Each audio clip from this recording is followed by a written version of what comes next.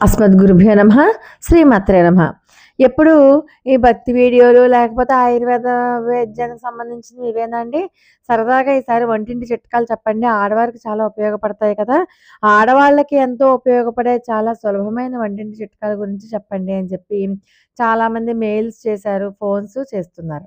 కాబట్టి ఈరోజు అటువంటి వంటింటి చిట్కాల గురించి మనం ఈ వీడియోలో తెలుసుకుందాం. ఒక్కొక్కసారి ఇంట్లో వంట చేసేటప్పుడు కూరలో కారం ఎక్కువవుతుంది, ఉప్పు ఎక్కువవుతుంది కదా! అలాంటప్పుడు ఇంట్లో వాళ్ళ కస్సుబుస్సు మనకి మామూలుగా ఉండదింక. అలాంటప్పుడు ఏం చేయాలంటే కారం ఎక్కువైతే ఒక స్పూన్ శనగపిండి కలపండి.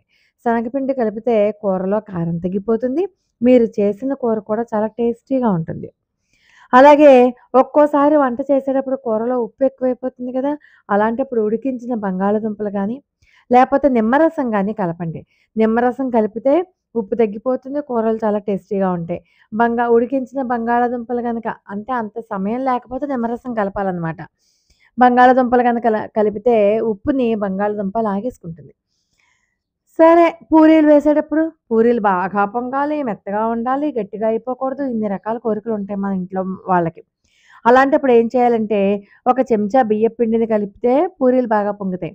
మెత్తగా ఉండాలి అంటే పూరీ పిండి కలిపేకునేటప్పుడే 2 చెంచాల పాలు కలపాలి. అవి సాయంకాలం దాకా కూడా మెత్తగానే ఉంటాయి. గట్టిగా అవ్వవు. బెండకాయ ఫ్రై అంటే చాలామందికి ఇష్టం. కానీ కొంతమంది తినరు జిగురుగా ఉంటుందని. మరి ఆ జిగురు పోవాలి అంటే ఆ బెండకాయ ముక్కల పైన కొంచెం నిమ్మరసం గనక జల్లితే జిగురు లేకుండా చాలా క్రిస్పీగా వస్తాయి. కందిపప్పుని ఉడకబెట్టేటప్పుడు కందిపప్పులో ఒక స్పూన్ నూనె వేస్తే త్వరగా ఉడికిపోతుంది. అంతేకాదు కుక్కర్‌లో పెడతాం గదా! కందిపప్పుని. కుక్కర్‌లో కందిపప్పు ఉడికించేటప్పుడు దాంట్లో ఒక స్పూన్ వేయండి. అప్పుడు ఆ పొంగు పైకి రాకుండా కుక్కర్ పాడవకుండా ఉంటుంది. ఇంట్లో దోమలెక్కువగా ఉంటే ఒక గిన్నెలో నీళ్లు పోసి అందులో ఒక కర్పూరం బిళ్ళను వేయండి. ఆ వాసనకి దోమలు రావు. ఒకటి కాకపోతే రెండో, మూడో వేసుకోండి. ఒక గదికి ఒకటి మూలన పెట్టుకుంటే దోమలు రావింకా. గది కూడా సువాసనగా ఉంటుంది. కర్పూర వాసన పీలిస్తే మనకు కూడా చాలా మంచిది. అలాగే వెండి వస్తువులు బాగా నల్లగా ఉన్నాయనుకోండి, అవి ఇవి తెచ్చేసి వేసేయకండి దాంట్లో. ఎందుకంటే ఒక్కొక్కసారి బయటనున్న కెమికల్స్ వల్ల వెంటనే తెలుపుదనం వచ్చేసినా, ఆ తర్వాత అంతకంటే నల్లగా అయిపోతాయి.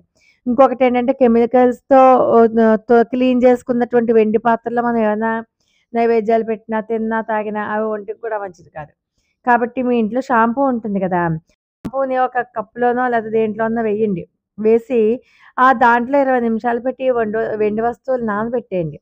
వెండి వస్తువులు నానబెట్టేసి అప్పుడు బ్రష్‌తో గనక తోమితే వెండి వస్తువులు తళతళ మెరిసిపోతాయి. ఉల్లిపాయలు కోసేటప్పుడు కళ్ళు మంటకుండా ఉండాలి అంటే ఏం చేయాలో తెలుసా? కత్తిపీటలు పూర్వం కత్తిపీట వాడేవారు కాబట్టి కత్తిపీట పైన మనకు ఉల్లిపాయ గుచ్చేవారు. అప్పుడు కళ్ళంట నీళ్లు కారవు. లేకపోతే ఉల్లిపాయను నీళ్ళల్లో వేసేయండి 5 నిమిషాల సేపు. నీళ్ళల్లో వేసేసాక అప్పుడు గనక ఉల్లిపాయలు గనక కోస్తే కన్నీళ్లు రాకుండా ఉంటాయి. పెరుగు పులుపొస్తుంది కదా! చాలామందికి మన ఇంట్లో పెరుగు తోడుపెట్టుకుంటాం. ఒక్కొక్కసారి తోడు ఎక్కువైపోతే పెరుగు పులుపొచ్చేస్తుంది. అలా పులుపొచ్చేసినప్పుడు పెరుగులో చిన్న కొబ్బరి ముక్క గనక వేస్తే పులుపు మొత్తం తగ్గిపోతుంది. గడ్డగా ఉండాలి పెరుగు తోడుకున్నప్పుడు గడ్డ పెరుగు రావాలి అంటే తోడుపెట్టిన పాలల్లో ఒక ఎండుమిర్చిని వేసి మూత పెట్టండి. అప్పుడు పెరుగు చక్కగా తోడుకుంటుంది. గట్టిగా గడ్డలా తయారవుతుంది. వెల్లుల్లి పొట్టు చాలామంది ఇళ్లలో వెల్లుల్లి వాడుకుంటూ ఉంటారు కదా! వెల్లుల్లి పొట్టు త్వరగా రావాలి అంటే వెల్లుల్లిపాయలని 10 నిమిషాలు ఎండలో పెట్టండి. ఎండలో పెట్టి నిలిచేస్తే వెల్లుల్లి పొట్టంతా రాలిపోతుంది. అలాగే దోసలు వేసేటప్పుడు పెనానికి అంటుకోకుండా ఉండాలి అంటే దోస వేసే ముందే పెనం మీద వంకాయ ముక్కతో గానీ, బంగాళాదుంప ముక్కతో గానీ, ఉల్లిపాయ ముక్కతో గానీ రుద్దాలి. అవేమీ ఇంట్లో లేవనుకోండి కూరలు, కాస్త సాల్ట్ వేసి పెనం మీద కాగితమో లేతే క్లాతో తీసుకొని ఆ పెనాన్ని తుడిచేయండి. చక్కగా వచ్చేస్తాయి దోసలన్నీ కూడా. అతుక్కోకుండా వస్తాయి. ఇడ్లీ పిండి పులుపెక్కకుండా ఉండాలి అంటే, ఇడ్లీ పిండిలో చిన్న అల్లం ముక్కను వేయడం గానీ, లేకపోతే ఇడ్లీ పిండి మీద మూతగా చిన్న అరిటాకుని కట్ చేసి వేయడం గానీ చేస్తే, ఇడ్లీ పిండిలో పులుపు తగ్గుతుంది. పులుపెక్కదు కూడా. ఒకవేళ పుల్లగా ఉన్న ఇడ్లీ పిండి పులుపు తగ్గుతుంది. అలాగే ఇడ్లీలు బాగా మెత్తగా రావాలి, స్మూత్‌గా రావాలి అంటే, ఇడ్లీ రవ్వను ఎక్కువేసుకోండి. మినపపిండి తక్కువేయండి. అంటే 1:3 అలా అనమాట. 1 మినపపిండి అయితే 3 ఏమో రవ్వ అలాగా. ఇడ్లీలు చాలా మెత్తగా ఎంతో రుచిగా కూడా ఉంటాయి. చపాతీలు మెత్తగా రావాలి అంటే చపాతీ పిండిని కలిపేటప్పుడు 2 స్పూన్ల పెరుగు వేయండి. 2 స్పూన్ల పెరుగు వేసినట్లయితే చపాతీలు చాలా మృదువుగా హాయిగా వస్తాయి. ఎప్పటికి గట్టి పడవు కూడా. చపాతీలు మెత్తగా రుచిగా వస్తాయి. పంచదార డబ్బాకు చీమలు పడుతూ ఉంటాయి మనకి ఈ కాలంలో. పంచదార డబ్బాకు చీమలు పట్టకుండా ఉండాలి అంటే, పంచదార డబ్బాలో 2 మిరియాలు కానీ, 2 లవంగాలు గానీ వేస్తే చీమలు పట్టవు. ఎప్పుడైనా సరే సడెన్‌గా తలనొప్పొచ్చిందనుకోండి, వెంటనే ఉల్లిపాయల వాసన చూడండి. తలనొప్పి క్షణాల్లో తగ్గిపోతుంది. పచ్చిమిరపకాయలు కోసిన తర్వాత చేతులు మండుతూ ఉంటే పంచదారతో చేతులు రుద్దుకున్నా, లేకపోతే మజ్జిగతో చేతుల్ని రుద్దుకున్నా కూడా చేతికున్నటువంటి పచ్చిమిర్చి ఘాటు తగ్గిపోతుంది. మండడం కూడా ఆగిపోతుంది. కొత్త బట్టలను ఉతుకుతాం గదా! కొత్త బట్టలను ఉతికేటప్పుడు నీటిలో కొంచెం నిమ్మరసాన్ని కలిపి కొత్త బట్టలను ఉతికితే రంగు పోవన్నమాట. రంగు అలాగే ఉంటాయి రంగు. లేకపోతే రంగంతా దిగిపోతుంది కిందకి. లేపోతే సాల్ట్ కూడా వేసుకోవచ్చు. మామూలుగా సాల్ట్ ముందర ఏం చేస్తామంటే బకెట్‌లో సాల్ట్ వేసి సాల్ట్ వాటర్‌లో మామూలుగా జాడించి ఆరేసినా కూడా మీకు రంగు పోదు. అలాగే బట్టల మీద మరకలు పడతాయి. ఏవో ఒక మరకలు పడుతూ ఉంటాయి. అలాంటి మరకలు పడితే దాని మీద వంట సోడాని వేసి బ్రష్‌తో రుద్దండి. బట్టల మీద ఉన్న మరకలన్నీ పోతాయి. చర్మం మీద త్వరగా ముడతలు రాకుండా ఉండాలి అంటే వారానికి ఒకసారి చామంతి పూలతో ముఖాన్ని మర్దన చేసుకోవాలి. చామంతి పూలన్నీ ఒలిచేసి చక్కగా పచ్చడిగా చేసేసి దాంతో మర్దన గనక చేసుకున్నట్లయితే ముఖం చాలా కాంతివంతంగా ఉంటుంది. మెరిసిపోతూ ఉంటుంది. త్వరగా ముడతలు రాకుండా కూడా ఉంటాయి. అలాగే అల్లం, వెల్లుల్లిపాయలు ఎక్కువగా నిల్వ ఉండాలి అంటే వాటిని ఒక పేపర్‌లో చుట్టి పెడితే చాలా కాలం పాడవకుండా ఉంటాయి. అలాగే వంకాయతో కూరలు చేసేటప్పుడు వంకాయ కూరలో కొంచెం నిమ్మరసం చల్లండి. వంకాయ నల్లబడకుండా కూర చాలా టేస్టీగా ఉంటుంది. పునుగులు, పకోడీలు వేసేటప్పుడు వేడి నూనెలో చిటికెడు ఉప్పు కలిపితే గనక పకోడీలు నూనె పీల్చుకోకుండా ఉంటాయి. బియ్యంలో పురుగు పట్టకుండా ఉండాలి అంటే దాంట్లో సాల్ట్ అయినా కలపొచ్చు, కరివేపాకన్నా వేయొచ్చు, వేపాకైనా పెట్టొచ్చు. పురుగు ఇంక పట్టదనమాట మీకు. పెరుగు సరిగ్గా తోడుకోకుండా పల్చగా ఉంటే ఒక గిన్నెలో వేడి నీళ్ళు పోసి పల్చగా తోడుకున్న పెరుగు గిన్నెను ఆ వేడి నీటిలో 10 నిమిషాలు పెట్టారంటే కొద్దిసేపట్లోనే పల్చగా ఉన్న పెరుగు గడ్డ పెరుగుగా తయారవుతుంది. ఇదొక చక్కటి రెమెడీ. చాలామంది మనందరం కూడా ఇళ్లల్లో చూసేటటువంటి రెమెడీ.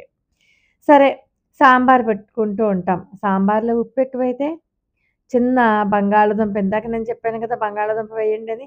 సాంబార్‌లో ఉప్పు ఎక్కువైనా అంతే బంగాళదుంప ముక్క వేయడమే.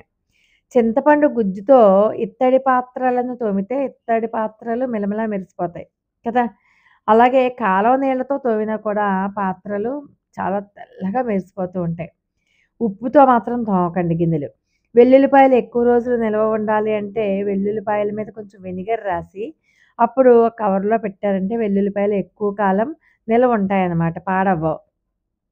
మనందరికీ ఉండే సమస్యే కిచెన్‌లో బొద్దింకలు ఎక్కువగా ఉంటే, బొద్దింకలు ఎక్కువగా ఉంటే మనం ఏం చేస్తాం? వెల్లుల్లి పేస్ట్‌ని నీటిలో కలిపి బొద్దింకలు తిరిగే చోట గనక జల్లితే బొద్దింకలన్నీ బయటకొచ్చి చచ్చిపోతాయి. పంటి నొప్పి వస్తే గనక గోరువెచ్చటి నీటిలో కాస్త సాల్ట్ వేసి పుక్కిలించటం, అలాగే పంటి కిందేమో లవంగం మొగ్గ పెట్టుకోవడం ఇలాంటివన్నీ చెయ్యాలి. అలా చేస్తే పంటి నొప్పి త్వరగా తగ్గిపోతుంది. కూరగాయలను పసుపు నీటితో కడిగితే కూరగాయల పైనున్న క్రిములన్నీ చనిపోతాయి. నాన్ స్టిక్ పాత్రల్లో పొరపాటున కూడా చింతపండును ఉడికించకూడదు. అలాగే చింతపండుతో చేసే ఆహారం కూడా ఉంచకూడదు. దీనివల్ల నాన్ స్టిక్ గిన్నెలకు ఉన్న కోటింగ్ త్వరగా పోతుంది. బిస్కెట్ ప్యాకెట్లను బియ్యం డబ్బాలో గనక వేస్తే బిస్కెట్లు మెత్తపడకుండా ఉంటాయి. నిమ్మకాయలు త్వరగా పాడవకుండా ఉండాలి. ఎక్కువ రోజులు తాజాగా ఉండాలి అంటే నిమ్మకాయలని పేపర్‌లో చుట్టి ఫ్రిడ్జ్‌లో పెట్టుకోవడం ఒకటి. మనకి ఆయిల్ సంచులుంటాయి కదా! ఆయిల్ సంచులు అయిపోయాక ఆయిల్ సంచులు పాడేయకుండా వాటిని కట్ చేసి దాంట్లో గనక నిమ్మకాయలు నిల్వ చేసుకున్నా కూడా నిమ్మకాయలకి ఆయిల్ పట్టి ఉంటుంది కాబట్టి అవి కూడా చాలా కాలం నిల్వ ఉంటాయన్నమాట. ఇవండి నాకు తెలిసిన నేను చేస్తున్న వంటింటి చిట్కాలు. లోకా సమస్త సుఖినో భవంతు. మరొక అద్భుతమైన వీడియోతో మళ్ళీ కలుసుకుందాం. అంతవరకు నమస్కారం.